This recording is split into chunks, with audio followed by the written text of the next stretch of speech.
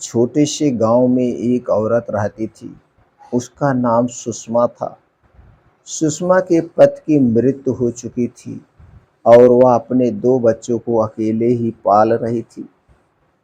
सुषमा बहुत ही मजबूत और साहसी औरत थी।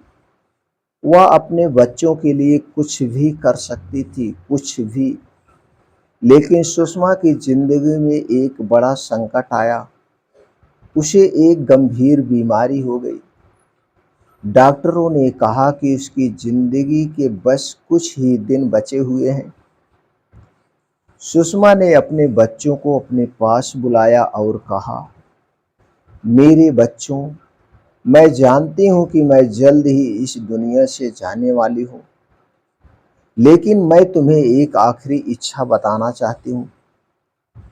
उसके बच्चों ने पूछा, माँ, क्या इच्छा है? सुषमा ने कहा, मैं चाहती हूं कि तुम दोनों अपने जीवन में कभी भी एक दूसरे से अलग ना होना। तुम दोनों एक दूसरे के लिए हमेशा खड़े रहना।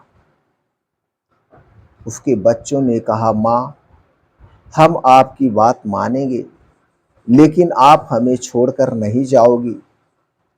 सुषमा ने कहा, मेरे बच्चों, मैं जानती हूँ कि मैं तुम्हें छोड़कर जाने वाली हूँ, लेकिन मैं तुम्हें एक आखिरी उपहार देना चाहती हूँ।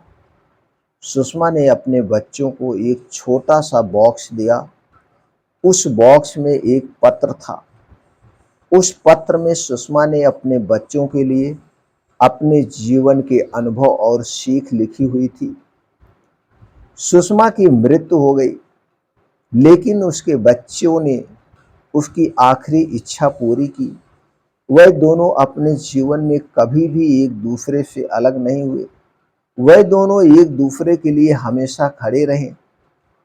दोस्तों, इस छोटी सी कहानी से हमें यह शिक्षा मिलती है, माँ का प्यार अनमोल होता है। हमें अपने परिवार के लिए कुछ भी करने के लिए तैयार रहना चाहिए। हमें अपने जीवन में संकट का सामना करना पड़ सकता है, लेकिन हमें हार नहीं माननी चाहिए। हमें अपने जीवन में दूसरों की मदद करनी चाहिए। हमें अपने जीवन में अपने प्रियजनों की याद में कुछ अच्छा करना चाहिए। दोस्तों, इस छोटी सी कहानी से आपको क्या सीख मिली, हमें कमेंट सेक्शन में ज़रूर बताइएगा और इस कहानी को ज़्यादा से ज़्यादा लोगों तक शेयर करिएगा। इसी तरह से और दर्द भरी मोटिवेशनल शिक्षा से प्रत कहानी सुनने के लिए, हमसे जुड़े रहने के लिए चैनल को सब्सक्राइब कर लीजिए, बेल आइकॉन का बटन ऑन कर दीजिए, जिससे हर एक वीडियो की नोटिफिकेशन आपको मिलती रहे।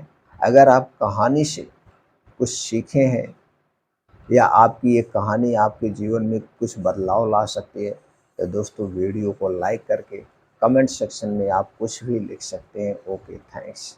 फिर मिलते हैं अगले कहानी में।